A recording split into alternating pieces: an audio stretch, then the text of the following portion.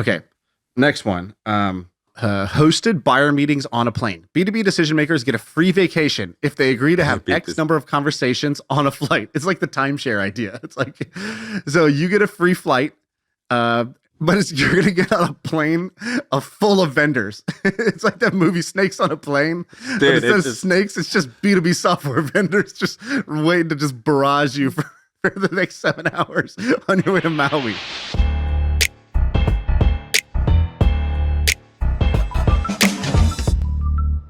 So I'm going to tell you about something that's interesting. There's a guy who I love, and his name's Anand. He started CB Insights. Do you know him? Yeah. Listens to the pod. Love the guy. Yeah, he's a great guy. He's one of my good friends. And I was thinking about this. So there's a lot of things that second-time or third-time entrepreneurs think about that mostly first-time entrepreneurs don't think about. One of them being distribution. So they'll think like, oh, I'm just going to make a cool product and it'll somehow get into people's hands. That's false. You got to have marketing baked in, or like it's got to be part of like the ideation phase marketing. The second thing is pricing. They think, oh, I'll just charge $5 a month and I'll get like millions of people to buy this. And then you actually start doing it and you're like, wow, this is incredibly challenging to get thousands or tens of thousands, let alone millions of people to buy something. That's really hard. And so I've been thinking about that pricing thing. So things that fit my wants and my needs and my skill sets. So for example, content. There's Industry Dive, which probably only has 5 or 10 million people a month reading their website, but they make shit for like people who own grocery stores, like content for people who own grocery stores, versus BuzzFeed, which makes stuff for stay-at-home moms who like cat videos. BuzzFeed worth 100 million. Industry Dive does the exact same thing, way smaller audience, makes or sold recently for 500 or 600 million dollars. So like I've been thinking about like that price, like that the different ways of packaging. And so Anand from CB Insights, he's got this company that's brand new. It's only 90 days old. It's been way low key and under wraps. And I recently discovered it and I asked him. So it's called Yardstiq. So go to yardstiq.com and tell me what you see. It's called Yardstiq. So it's the word yard, like a backyard, and then stick is STIQ. He's getting a little cute on us. Let's see. Okay, so Yardstiq, powered by CB Insights. Learn what software buyers really think about their vendors. Great title, right. Great headline. Yeah, great. And then it says, access thousands of analyst-led conversations with software buyers to quickly understand pricing, competition, evaluation criteria, and subscription and satisfaction. So basically, they interview software buyers and they get the scoop on how do you really feel about X tool, and then they summarize it so that you can see how other people think about this tool before you buy it. Exactly. That's it. And they charge like something like really 30 smart, or 40. By the way. They charge, yeah, it's really smart. And I'll explain how this works. But they charge like $30,000 or $40,000 a year for this. And I think this could be a $100 million a year business. And they're just, I'm downplaying, but right now the MVP is just interviewing people and showing transcripts. Eventually, I'm sure this is really smart. I remember you talked about this back in the day because there's that website, what is it, G2 Crowd? Yes, exactly. And there's basically like software is a massive category. And people are like, oh, which CRM should I use? And it's like, oh, it's HubSpot fighting with 10 other people to try to be the answer to that question. And so reviews is always this thing that people are trying to like, I think people in general want the idea of a review, but it's hard to trust reviews nowadays. You don't know if the reviews are faked. You don't know if they're from people like you who have the same problems as you. And the website like, G2 Crowd and these other ones, they're pretty bad. And I've seen several people try to create a new software review site to compete with them.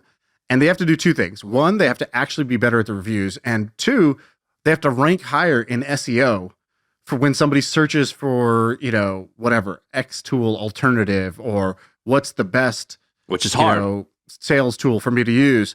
And it's really hard to beat their SEO. And so they're fighting a very uphill battle. This, I think, is smart for two reasons. One, they already have a bunch of customers that they could just sell into with this. Two, the idea of instead of saying, okay, well, whoever reviews it, hopefully they're good reviews. They're like, no, we're just going to hire people to do these conversations. And like the math works out.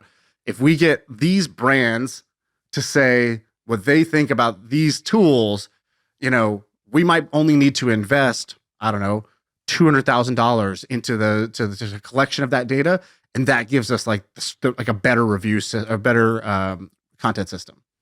And you've nailed everything. And there's a third thing though, which is basically G2 or softwarereviews.com or a lot of these websites, the way they typically work is they give an affiliate fee or some type of like advertisement fee. They collect that from the brand who wants to advertise on the website, which means they have to go and get traffic and they've got to convince these brands to give money. Whereas this business, Yardstiq, it does exactly what I said before. It changes the way they package it. And so they just go, no, you're the customer. You're going to read this and you're going to get value from this. You're giving us 30 grand a year. And so we're just going to make shit for you. And it's just, that's our exchange. And so that's what we're going to do. And so basically the background behind this business is, this is something that I didn't know about until recently, and probably you didn't either, because we both had small companies. And so a small company in this definition is anything that's below $1 billion in market cap or value, meaning typically the people who buy this shit have 500 employees. And the reason that's important is when you buy a software provider, or you buy a CRM, or you buy like some type of, what's it called, where you your customer, like you do give customer feedback, like, or you like interact with your customers and your customer service agents use it. Doing business, I don't know, customer happiness. I don't, whatever like the software is, like a Zendesk or something like that. So, but like picking the wrong software, if you are a 500-person company, it will cost you like so much money. And so you have to do actually a fair amount of research, including like who invested in this company. So I know they're not even going to go out of business. And I never even in a million years thought about that. I'm like, dude, I'm just going to Google like what's better, Gusto or Zenefits, and like we'll just pick one and then we'll just switch if it sucks. And so what Yardstiq is doing is they actually have just, it's Anand and 7 other employees are the early people starting this company. And they basically just ask like 7 questions to people who have bought software in the last 2 years. And they say like, who else did you consider? Who'd you pick? What price did you pay? Would you renew? What's your customer satisfaction? And then the people who purchase this Yardstiq product are either investment bankers, so people who are like making investment decisions in the public markets or private markets, and they want to know what the customer satisfaction is, or people who are going out and buying software and they could see these other reviews. And it's just like a really interesting business because there's a companies like GLG, you know GLG? It's like you get paid $2,000 an hour. GLG calls back in the day. Yeah, you get paid $2,000 an hour to like answer questions, but that's 1-to-1. And so what they're saying is like, no, we're not gonna do 1-to-1, but we'll just make it so you can just read like dozens and dozens of interviews. So anyway, interesting company for everything I said. But secondly, it's an interesting company because this business is only 90 days old. And I think if you go and sign up for their email list now, it's kind of like you can watch like a big business being built in real time. Yeah, this is really good. Like, I'm jealous I didn't think of this idea. I kind of wish he had just done this outside of CB Insights. I feel like this could have been his next hit. I think it's going to be as big as CB Insights. So I think there's slight, although it's good to be able to sell into those same customers, I think it would have been worth it to, spin this out. But, that's a more complicated decision. By the way, this guy Anand, he has a giant list of startup ideas. Have you seen this? No, where? I'm trying to find the list. I remember seeing it on Twitter one day, but here, look for a second. But the background behind Anand is he started CB Insights. They're close to 100 million in revenue. He's kind of a shithead in a really good way. For example, he writes their daily newsletter and he signs the newsletter with "I love you," or in his Twitter profile it says, "Please sign up for CB Insights. I owe people money." And like he is like kind of like a cheeky, mischievous guy, and very, very likable, and his content's amazing, and so Anand's really interesting. If you want to know what speaks to our heart, you got to be somebody who's trying to do something. So you got to be ambitious or successful in some way. And the second thing is a little bit of a shithead. So like have that. I don't like to eat my wings without sauce. You got to have a little dipping sauce to your personality if you're gonna get me on board. And he's got the sauce. All right, so let me tell you some of these ideas. So I don't have the full list. I remember seeing this like a year ago or something like that. We should get him on the pod, but let me just read a couple of the ideas that were tweeted out from this list. Okay, so first one, Tough Mudder for kids. So here's what he says: really, any sort of manufactured adversity for semi-affluent or affluent kids. Parents talk about wanting their kids to have perspective, resilience, and reduce their entitlement and get them off screens. Tough Mudder for kids. Super high margin, unsure if, unsure exactly how it worked, but money to be made for sure. Okay. Dude, Spartan Races, I'm signing up for one. They actually have a kids version right now. Tiny Spartans. I don't know if that's what it's called, but, we can pretend. That's a good name. Startup idea. Duolingo for teaching finance or accounting. Teach the principles of accounting or finance via gamified Duolingo style app. What do you give that one? Yeah, that's cool. Okay. Next one. hosted buyer meetings on a plane. B2B decision makers get a free vacation if they agree to have X number of conversations on a flight. It's like the timeshare idea. It's like, so you get a free flight, but you're going to get on a plane full of vendors. It's like that movie Snakes on a Plane. Dude, instead of snakes, it's just B2B software vendors just waiting to just barrage you for the next 7 hours on your way to Maui. And just tons of Coke and just everything that like a 45-year-old guy named Todd who wears tight blue jeans and brown shoes, whatever they need to like. Yeah. This is Jennifer. She wants you to call her Jenny, and she happens to like you. Yeah. I think it's actually, I think you actually could build a business that way. If you sign up for a free trial, you get to go to first class. That'd be great. Yeah, this is actually kind of a genius idea. Okay, here we go. Buyable Google Doc travel itineraries. So friends often share their travel plans via Google Docs. Here's what I did in Iceland. Since they're friends, I trust their judgment. The idea would be, let me just buy the whole itinerary with the buy now button. My vacation plan is done. Awesome. Quick reaction. Yeah. Okay. That's a small business, but cool. Win-loss reporting for employee hiring and attrition. So when somebody doesn't accept your job offer, the service would dig in and find out the real reasons why. When somebody leaves, the service digs in and finds the real reason why. It would maybe anonymize or synthesize the insights over time. Today, the process is very ad hoc. That's a great idea. That's a great idea. That is a really good idea. Wow, that's a solid one. Okay. Here's a not so solid one, but more fun. The Nike of baby diapers. So create high-performance premium diapers. Use sodium polyacrylate to make them super absorbent like astronaut diapers. Other tech to increase comfort, make cleanup easier. Why? Because parents spend a stupid amount of money on their kids. Okay. Dude, anytime you say it's the Nike of something, it's like when I see a restaurant on the side of the road that says world's greatest coffee or like the best pie in town, I automatically buy it. That's my rule. If it says it's the world's greatest, if you're just bold enough to think that, I'm going to try it. I'm in.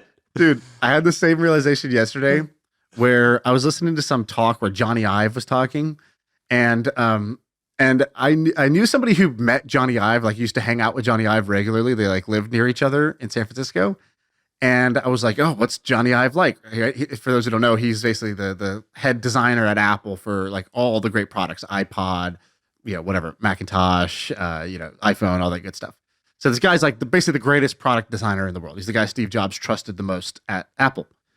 I was like, what's he like? And they're like, oh, he's kind of like you would expect. He's like, he's got a sort of a dry but funny personality. He's a pretty focused individual. Like he's not like effing around a whole lot. He works really hard.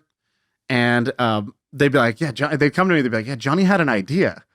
And I was like, oh my God, what's this Johnny Ive idea? Now, I don't remember the specifics. This was like 8 years ago or so. But they just said that for every idea. But it'd be like a closet that's beautifully designed. Like, what does that mean?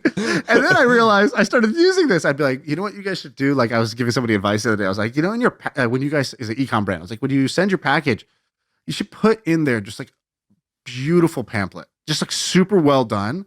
That just will make somebody, they'll read it, they'll know your story, but just a beautiful pamphlet.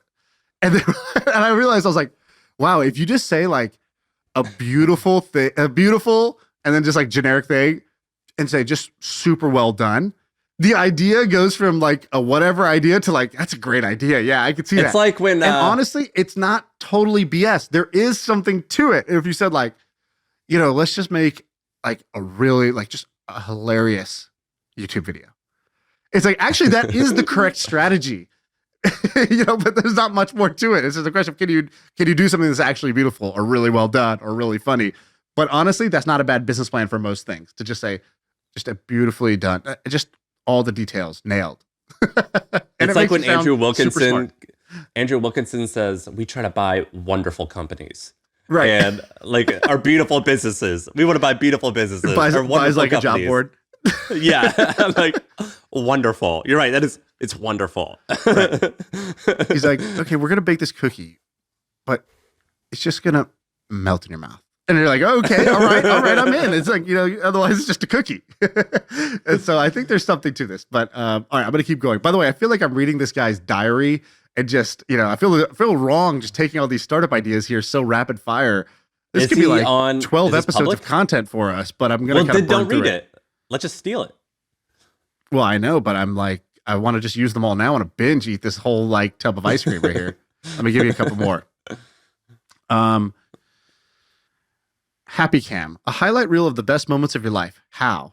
A wearable camera that records audio and video only when you're laughing. It captures the conversation of who you're with and great moments. All right. Fictitious. Even the great ones get a miss once in a while. Yeah. Just to show a little balance here. Yeah. Okay. How about, let me pull up another one. Okay. How about this? He also wrote bad startup ideas, I think. So bad, but sexy. So startup ideas that suck you in, but they're actually bad startup ideas. Here we go. Yeah. Personal CRM. Always a bad one. Preach into the choir. Yeah. Curated news recommendations. In most cases it's bad, but hey, look, that's what you, me, and Austin Brief we gotta did. get that one. Yeah. It's something going to be like a college campus, like Craigslist, and then like laundry on delivery laundry. Here's one. What are my friends up to right now? Apps. These apps horrible. that promise you, hey, what if your friend was 2 blocks away? You didn't know this. With this app, you could have met up with them. No, wrong.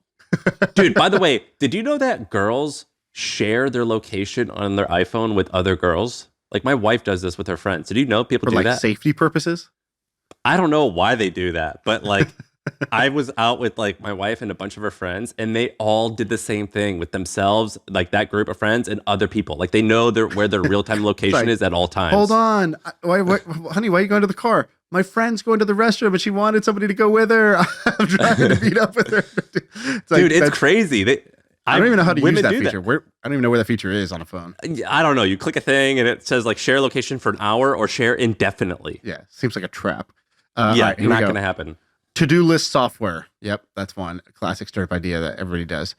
Glassdoor for VCs, a website that rates VCs. Nobody really cares very much about VCs. They're infrequent decisions for most entrepreneurs. They'll take money from who they can get. Yeah. In most cases. Founders are lucky enough to have a good choice. They probably already know who's good. Okay, so those are some of his bad startup ideas. But he's got a bunch here. I'm not going to... We should have him on. Yeah. The guy's interesting. He's pretty He's funny. earned his spot for sure. I forgot to remind you these last few times, you being the listener, about our gentleman's agreement. So like, have you ever, have you ever gone to 7-Eleven and you've seen like an Alzheimer's or like a sick children's like bowl, and you like leave a quarter and you take a piece of candy? Right. So that whole thing works. And they use this thing called an honor system, a gentleman's agreement, where you put down a quarter and you take a piece of candy, and it just works. That's kind of what our podcast is like a little bit with subscribing to our YouTube channel. So Shaan and I spend all this time. We talk about stuff constantly about what we're going to do on the pod. I live an epic life, actually, just so I can talk about it on the pod. I dedicate my life to this. And all I want in exchange is not even a quarter.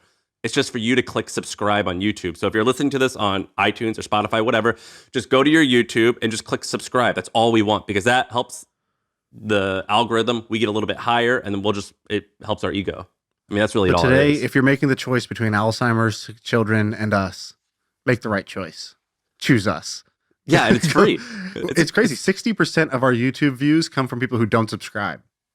And that's crazy. All I can ask them is, are you not entertained? Do you not want more of this? Click subscribe. All right, so that's that. Gentleman's agreement reinforced.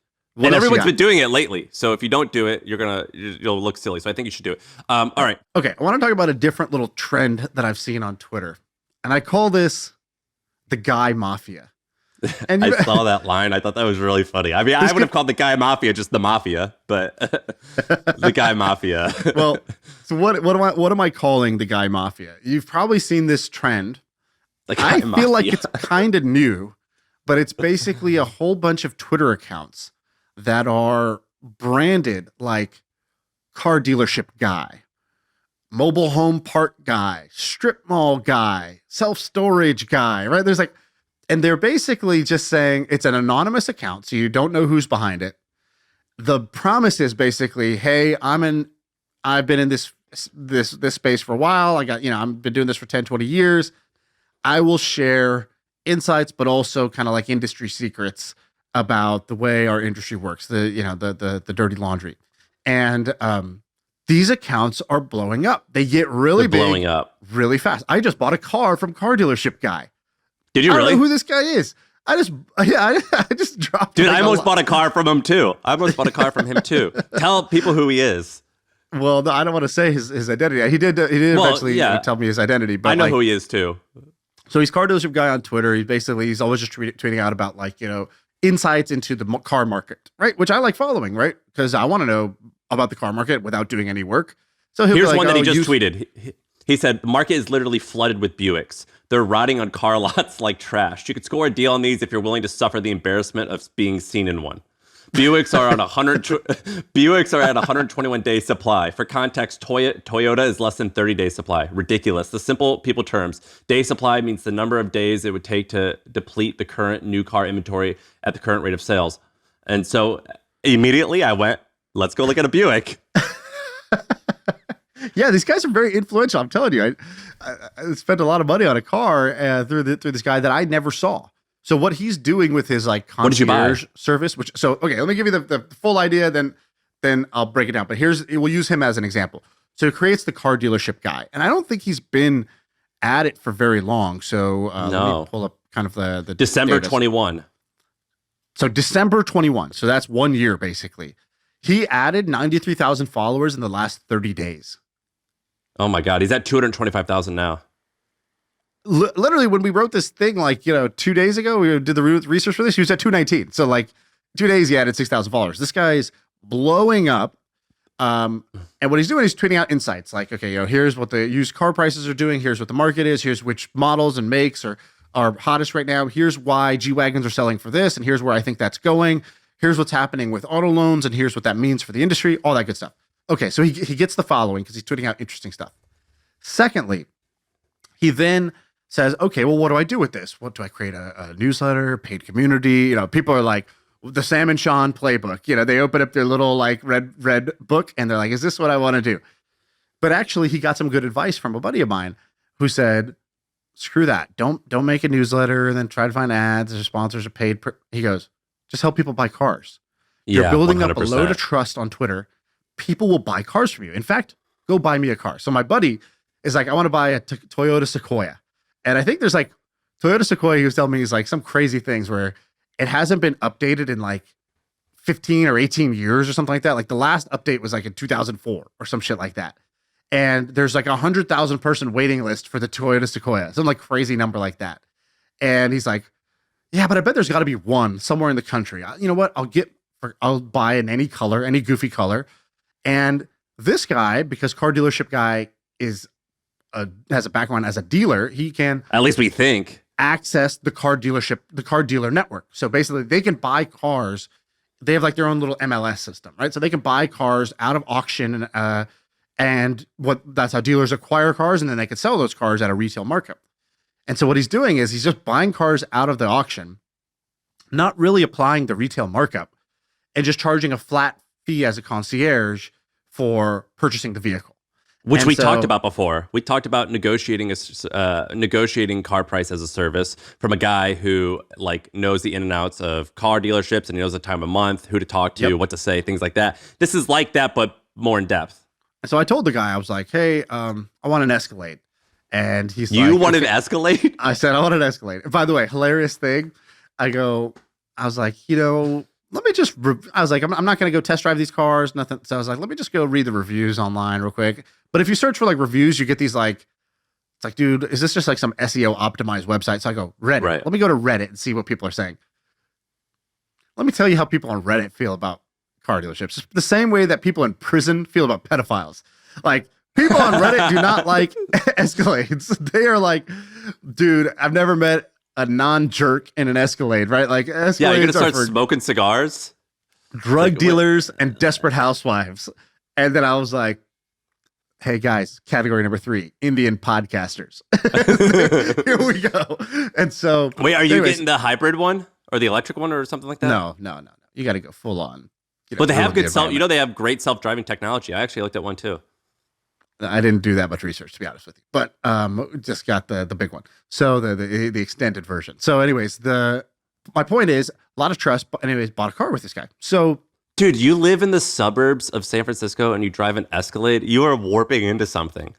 I don't know exactly what it is, but there's definitely a stereotype that you're fitting into. You're like the Tony Soprano of Danville. I can't believe that. That's let me so tell you funny. some of these other guys. So we have strip mall guy who he's basically buys I love him. like little strip malls, or like I don't know what you would call it, like these little like B class shopping centers. There's the franchise wolf. Franchise wolf is a guy who talks about buying franchises and what franchises are doing. Oh, Crumble Cookies exploding like crazy. Here's what's going on with that franchise. That's a great niche to be in, because interested franchise buyers are super, super valuable. That customer, a lead who's interested in buying a franchise, is worth tens of thousands of dollars to these companies. Secret CFO, another great name. That's a beautiful I didn't go name. with the guy, but I like Secret CFO. So I like Franchise Wolf. I like Secret CFO. These are great names, great brands. And I think they work for a couple of reasons. Number one. Wait, what about the watch guy? I talked to him. I almost bought a watch from him. He just will post. Didn't even know about him. Yeah, it's a watch guy. It's called I think just watch guy actually. I see a new one like every day right now. And by the way, this the whole watch tactic guy's good. is going to get flooded. It's already getting flooded because people see it. Now that we're talking about it and breaking it down, everybody who's like, I am a dental hygienist guy, like there's going to be like just like a ton of these coming out. But honestly, and they all use cartoons as their avatar. By the way, I sent you in the Riverside chat the luxury watch guy, and he does the exact same thing. He goes, here's what I'm seeing. This Rolex retails for $20,000. It's an 8-month wait, and so therefore what we're actually seeing is people are buying it for $35,000. Or this month, mostly because of the crypto guys, this particular model of Rolex is going way down because they're selling it because they need to afford rent. And by the way, if anybody wants to do the NFT guy, for crypto, we'll hire you for the milk card. We'll pay you to build this account, if you're good. So basically, this is the trend. Okay, so why do I think this works? Number one, the value proposition is in the name. You don't even need to click to the bio. They're a walking billboard for what value they're going to provide to you, what they're going to teach you about. I think that sets them apart from just like, oh, this is Steve, Steve Irwin. You don't know that he's the nature guy, right? Like you don't know that you have to. There's still a leap of faith. You have to click in, read the bio, then you get then you understand the value. Here, it's right on top. Second thing, they promise basically data, insights, and industry secrets, and people really like industry secrets. And so you can go viral with some of these, like, here's the dirty little secrets about buying a used car, or about what happens when you walk into a car dealership. I sat in these rooms for 30 years. I know what conversations the seller is having when you walk in like a fish. And it's like, I got to click this. I got to read this. And at the end of it, I'm going to trust them as a niche expert. So I think those are the two kind of like core reasons that it works. It's also just a focused feed. So versus my account, sometimes you're going to hear me talk about sports. I'm going to crack a joke. I'm going to complain about my kids. And sometimes I'm going to tweet tech stuff. And in reality, people just kind of want you for one of those things at upfront. Upfront, a focused feed is going to do better. So I think that's why these are working. And I think all of these people who do this are going to make at least low millions of dollars, and a few of them who really learn how to capitalize on this will make tens of millions of dollars of a business that basically the core of their business is just this Twitter account where they are the gas station guy. Like I saw one yesterday. It was mobile home park guy. Tweeted one interesting thing about mobile home. I insta-followed. I have no real desire to buy a mobile home park, but I kind of want to know about it, be smarter about it. And then turns out the guy DMs me, it's my friend. I'm like, you do this? And he's like, yeah. I was like, what the hell's going on here? And so, you never know what's going on under the hood. It's your dad. Your dad's doing this side hustle. Yeah. I think this is a really, really good insight that you've had. And I completely agree. I think someone like the car guy, I think could make tens of millions of dollars. Now let me give you the, so what I do about this. Let me add to it, right? So by the way, another good thing about this, you can have ghostwriters or contributors because you're just under this anonymous umbrella brand. So that's another benefit here. Okay, so what can you do with it? So first, I think avoid the, let me do shout outs. Let me do paid ads in a free newsletter. Let me do a community. Like, if somebody says the word community, you should stiff arm them in this. If you're doing these, you want to do it where Just sell the thing. You actually get towards the transaction. Maybe a high ticket course can work, but like I do think you want to be more like the car dealership guy who's actually doing this, or you want to be the strip mall guy and you want to raise a giant fund off of this. Well, dude, have you asked why? Because I'm the same way. I almost sold my car recently, and I had him give me a quote on it to tell me how much they're selling for. And then I go, I made a $100,000 plus decision because of his advice. Have you asked yourself, why do we trust just these guys? Like they use a cartoon. It's the same reason people trust us from this podcast or from Twitter, which is that I think when you get to see somebody think out loud, which is what writing is, or talking on a podcast, and they're not talking to you, you're overhearing them. And they're not selling you anything. They're just giving, give, right? This is the Gary Vee playbook, right? The jab, jab, jab hook is give, ask. And so that's what they're doing. Right now, they're just in give mode. And I think that's the absolute right way to be. Give, insights. And then there's a surprising number of wealthy people who will say, hey, can you help me? I want to do this. I want to buy one of these, or I want to get your opinion on this. And they will come to you hat in hand, like me and you did to these suckers, like suckers to these guys. Okay, so that's the first thing. Secondly, I think that I would get away. I called it the guy mafia, but I'm calling it right here. It's time to start the gal mafia. We need car dealership lady. We need strip club queen. We need the female version. The MLM queen. Yeah, exactly. We need the it's called network marketing or some shit like that, by the way. That's how it's like when you meet somebody who's proud of being in an MLM, you're like, wait, you're in an MLM. They're like, yeah, I'm great at network sales. So what the fuck is network sales? If you can say the word, I have a downline, like if those words have come out of your mouth, like, yeah. You're a pimp. That's what the Twitter profile should be like. Does the word downline make you weak at the knees? If yes, you're at the right place, my friend. Right. If I presented you the shapes circle, square, and triangle, and you immediately gravitate towards triangle, it's like those like psych tests, the Rorschach tests, or whatever.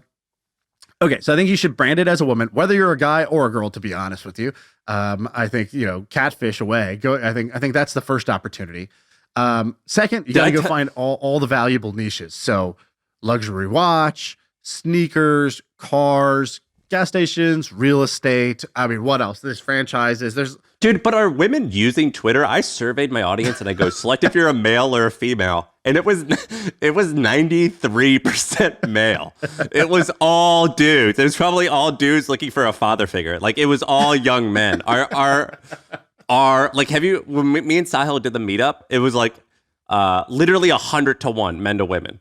It was crazy. If you're a single woman, you got to come to our meetups. You will love it. Do you have any women followers, you think? Like or is all Twitter this way? No, I think it's more us than it is all of Twitter. I think Twitter probably skews, but not to the 90%. That's kind of a crazy ratio there. But okay, by the way, so here's my crazier ideas. Okay, so first of all, I think Twitter's the wrong place to do this. I think it works on Twitter for sure. But I also think LinkedIn, I think that there are other networks where you should probably be able to do well with this. I don't know if LinkedIn allows like anonymous accounts or like fake names. Maybe it doesn't. But the second thing is, honestly, I think there could be a whole social network that's basically just, you join here and there's just verified like people who are industry insiders that you get to read their content from and subscribe and follow them. I think you could literally it is not likely to work, but it's more likely than a lot of stupid social app ideas because it has really clear value prop. So anyways, that's my long shot idea around this. Yeah, I think this is a really, really good insight that you've had. And I completely agree that there's a massive opportunity here. I tried to make the argument this summer that there's going to be $1 billion empire started on Twitter, just like there has been on YouTube and all these other things. And I think one of these people, it's not out of this world that one of these folks could be that person. Another thing that I've noticed on Twitter, and I didn't entirely plan this, but because you brought it up, I'll bring it up. Have you noticed people doing affiliates for agencies? So basically, a question that you and I probably get asked a lot is like, who's a good accounting firm, or who's a good growth marketer for newsletters, or there's like 8 questions that you and I get asked all the time. And I did this with My Body Tutor. So My Body Tutor, they were like, hey, do you just want to like earn money every person you send to us? Because you're already sending tons of people. I go, hell yeah, give me a link. Yeah, I feel like you're tweeting a bunch of shout outs. I was like, are you getting kickbacks here or what's going on? I feel like you've tweeted a couple of these. I haven't. I just started doing it for My Body Tutor because they're like, dude, you send us so much, like we'll just give you some money if you want. But no, I've not. Who have I tweeted out lately? I just call out cool shit. It was them, and it was one other one that I saw that I was like, Jason Yanowitz. It was your Diego, your my video guy. Guys. Yeah. I just like I'm just like fuck it, dude. You've done well. What I told him was, I go, hey, if you're good, he does do it for free for you, right? I go, do it for free for me, and if you're good, I'll tell people about you. And so I made him do it for free for me for 6 months. So I was just like, I'll just share you with you. But then you and I have friends, and I've seen people do this, and I think they're making hundreds of thousands of dollars a year by referring people to certain agencies. And the right way to do this is to find a product or a service that you're already a fan of and ask for an affiliate, or go and start the thing with someone and just be an affiliate. And I think that there's like this world. We had Neil Patel on the pod, and he basically founded an agency.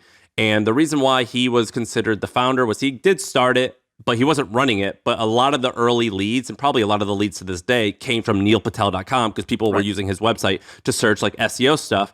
And we haven't seen people do that on Twitter, but it actually is really good because Twitter, unlike the other social media platforms, is ideal for link clicks.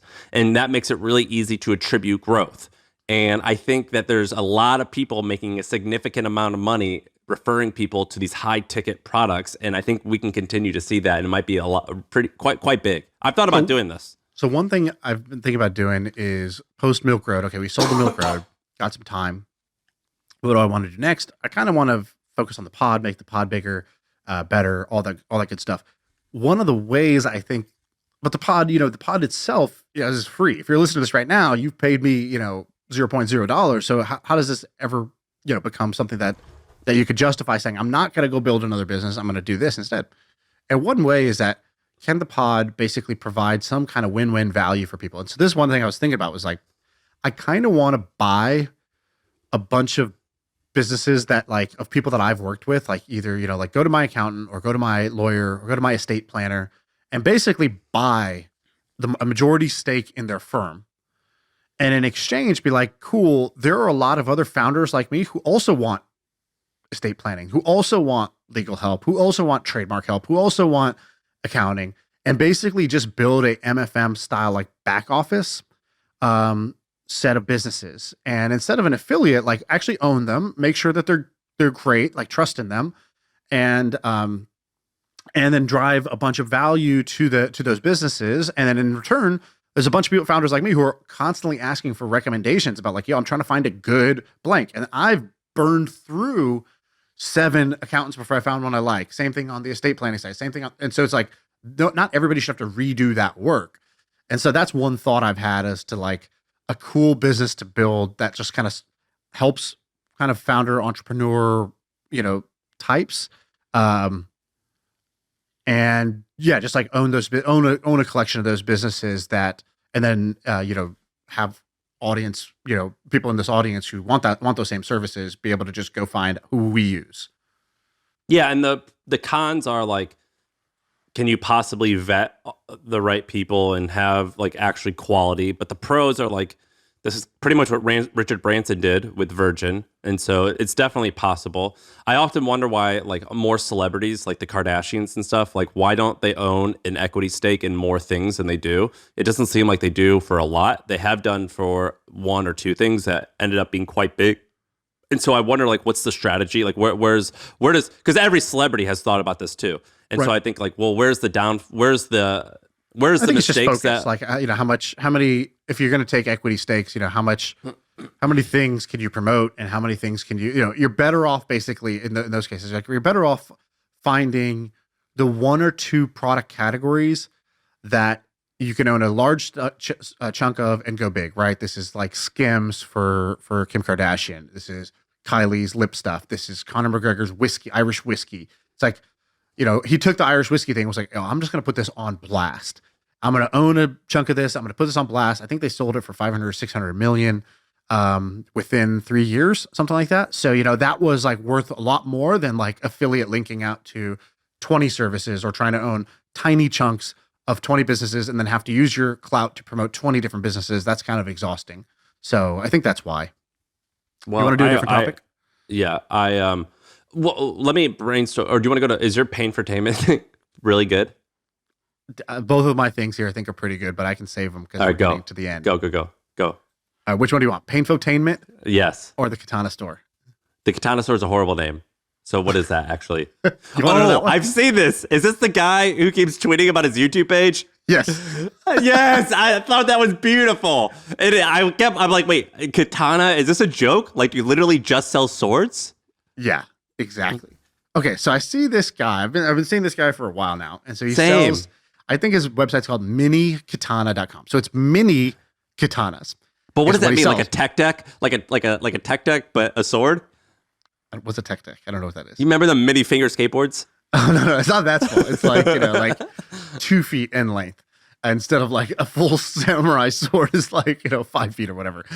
This is like half the size of a normal thing. Maybe, 2 feet instead of 4 feet. I didn't know the standard size of a katana, if I'm being honest. I realized I said that. And like, the katana guy is going to come after me here. And that's not who you want on your bad side. All right. So if you go to this website, you'll see that it does about 1 to 2 million monthly visits, which is a lot. That is a lot of traffic for an e-com store. He tweets about their revenue sometimes. Wow. The website is actually awesome. It's like the supreme of like swords. Yeah, actually, that's a good thing. So I think this business does, he said 8 figures. It does at least 10 million a year in revenue. I think it's probably closer to 20. Way more. So I think it's probably closer to 20 based on the traffic. And one of the main ways that they do it is through YouTube. Okay, so really there's two kind of like hardcore takeaways that I have out of this. So this I'm calling this my new theory, my updated theory on what it takes to have a great e-com brand. By the way, these are dope. I'm finna buy me a fucking sword. These are sick. Yeah, you went from making fun of this to add to cart in like 6 seconds. Okay, so yeah, I'm gonna buy me a gold sword. Who doesn't want that? I call this the Stranger Things law, which is basically if you want to make it an e-com, one of the things you got to do is find people who are strangely and unapologetically obsessed with a certain lifestyle. And then you just need to sell them things. So, that's the whole model, right? So here's an example, Katana Store, right? So it's like you have people who are just obsessed with Japanese culture for some reason. And they're always fedora, white, by the way. Like you'll never find crowd. an Indian guy who loves Japanese culture, right? Like you're finding white people who are super into Japanese culture, not Japanese people, and so you're like, and there's people who are really into something that's kind of irrational. And I remember one time I met this guy who was the first product manager at Twitter. He joined when Twitter was maybe like 10, 15 people total. And I was like, I remember talking to him and I was like, so was it obvious at that time Twitter was going to be huge? He goes, no. Like Twitter it was like basically nothing at the time. It was very small. It was just kind of this thing that tech people were doing. But even the tech people who were using it kind of felt like, well, this is stupid, right? Like we're all just text messaging what we're having for lunch right now. Like that doesn't seem like the next big thing. And he goes, but luckily I had learned a very valuable lesson, which is anytime you observe a weird behavior, people doing a phenomenon where people are en masse just doing this thing that makes no sense. Your first reaction is say, that's weird, and you kind of judge it. He goes, but I've learned you got to lean into that phenomenon. If people are doing people playing video games, there's a reason. Exactly. This reminded me of my experience when I was in college. I remember freshman year of college, I walk into my buddy Tawfiq's dorm room, and I was like, I see him playing video games, and he's got his back to me. He's playing, I don't know, StarCraft at the time, I think. And then I'm like, yo, Toph. And then he turns around, and I'm like, oh, sorry, I didn't realize you're in a game. And because he took off his headphones, he turned around, and I noticed that the game is like still going, and he's not touching the mouse anymore. And I was like, what are you doing? What are you just like in like a demo mode? What is this? And he goes, oh no, I'm not playing. I'm watching. I go, you're watching. This is 2010. I'm like, 2007 or something like that, 2008. And I'm like, you're watching somebody play video games? And he goes, yeah, I always do this. I'm like, you woke up. I was like, it's 8:30 in the morning. You woke up at 8:30 in the morning and started watching somebody play StarCraft. Why don't you just play? He's like, no, this is like one of the best players. I just want to watch him. And I was like, nerd. I was like, hold on, let me go get 4 friends so we can make fun of you together, because this is not going to be fun alone. And I literally went and grabbed my roommate. I was like, come see what Tawfiq's doing. This guy's literally, I was like, do you know, is this your friend? He's like, well, no. And you start like making fun of him, but you actually like sit next to him. You're like, well, hold on. Let me like. I'm like, why is he doing that with his dragon? You know, like, yeah, well, yeah. Wait, like, why did you go left? You should have gone left. He went right. He's like, you know this guy's the best player on the Korean server. So they played this match last night, Korean time, whatever. I'm watching it now. And I was like, you are the weirdest nerd. But this guy is the weirdest guy. You know, he does like many, many weird things. This was one of them. And I remember just laughing at him, making fun of him. Fast forward 10 years. I go and I'm like announcing in our LinkedIn or whatever, like, hey, we sold our company Bebo to Twitch. Super excited. Joined the exec team at Twitch. I get this call from Tawfiq. Tawfiq calls me, twice a year. I get this call from Tawfiq. I pick up. I'm expecting congratulations. He just goes, you little bitch. And I'm like, what?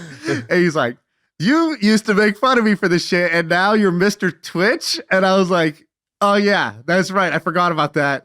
Dude, you were way ahead of the curve. I should have listened to you. Like, I could have created Twitch if I had leaned into this insight that people want to watch other people play video games. God, I love a guy who holds a grudge for 10 years, by the way. Dude, he was ready. I like the cut of your jib, guy. I'm about it. And so anyways, that's kind of the learning of, if you see people doing this strange behavior, right? Like, I remember seeing people wear those Vibram 5-toe shoes where you're like, you're going to run barefoot? Why do you do that? Like, and they're like super into that lifestyle. I saw a video of Joe Rogan talking about people who hunt white bucks or some shit like that. Like, some certain type of deer, I guess. And he goes, dude, people don't realize how crazy this lifestyle is.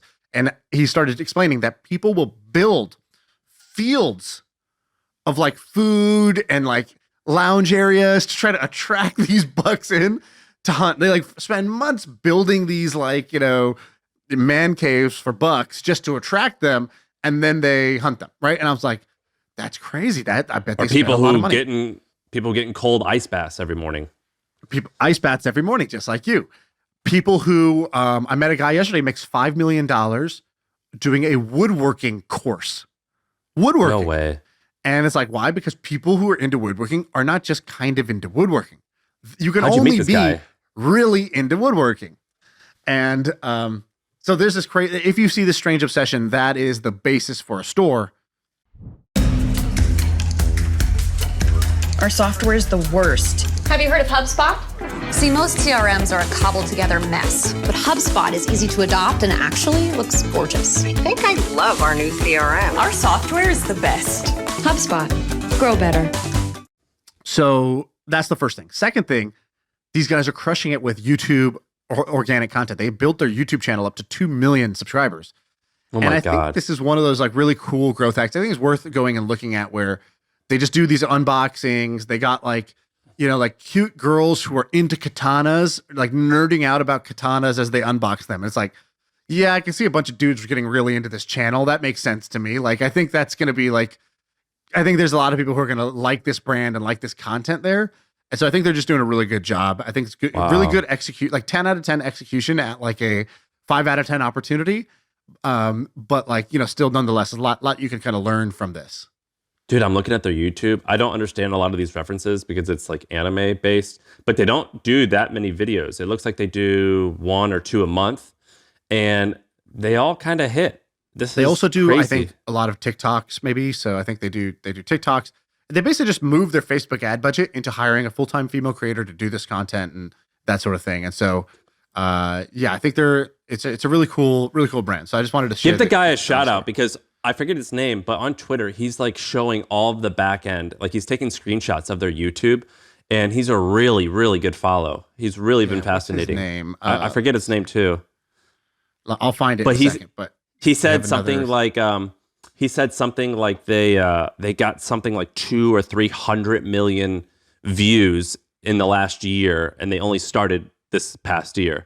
And he's like, we're getting 8 million a month. Isaac. What's his? So his name is thing? Isaac. He's the Isaac Med, MED. And his bio says, scaling a sword brand to 9 figures with organic video marketing. Well, if that ain't exactly what we just described, like perfect description. Yeah, he did a really good job. He's really cool. Also, I like his profile picture a lot. He kind of looks like a madman. He did like a good clear headshot, but he kind of looks like a madman instead of like a tryhard. And I just appreciate anybody that's not a tryhard. By the way, pet peeve. I feel like all of Twitter is so cringe and tryhard. And I don't know if anything changed or I changed. But do you feel this way? Like, I feel like 90% of tweets, and including my own tweets, I'm like, is there a tweet that's not cringy? I think that we were the tryhards, and now we're over it, and we're making fun of people that are doing the exact same thing that we did.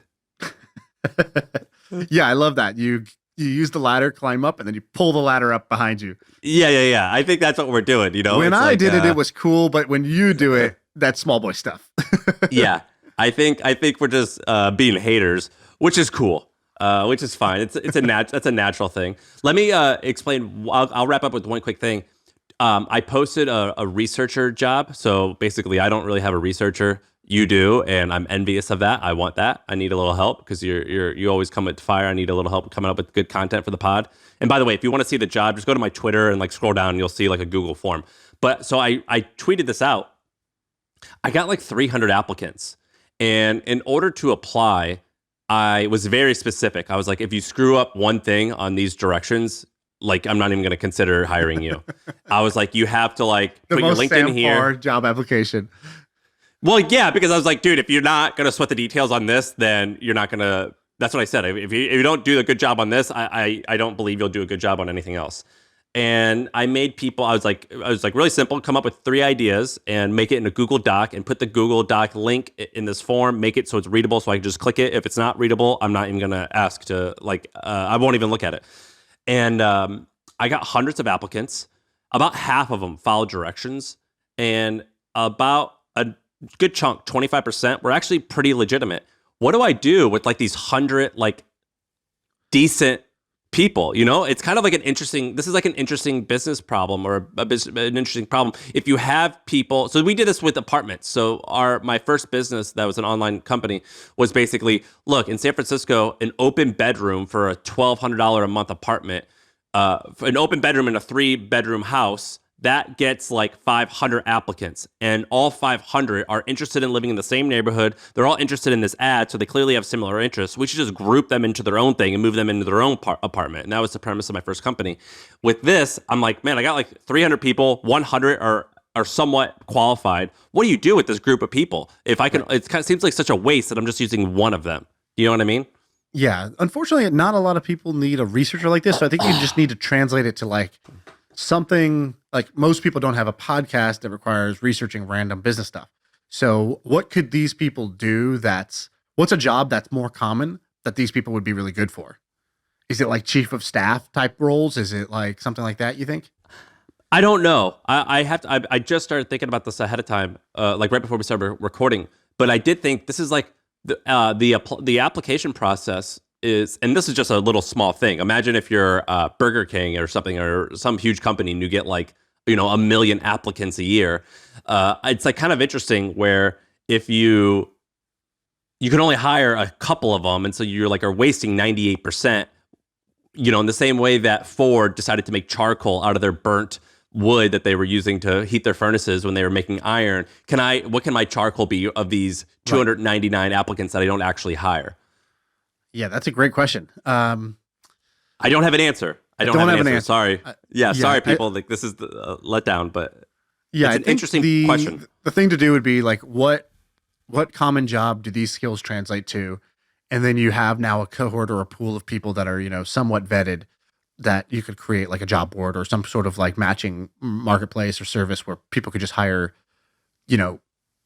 people like this for that common job. But I'm not sure. Well, I wonder like the people who have enough probably don't care, but what like the people who like the engineering companies or someone who's getting like a startup that's getting an engineering company or getting engineers to apply, what they should do is just like be like, hey, I'm sorry you didn't get the job, but here's like 5 other gigs that are kind of cool, and just take like the $30,000 referral fee.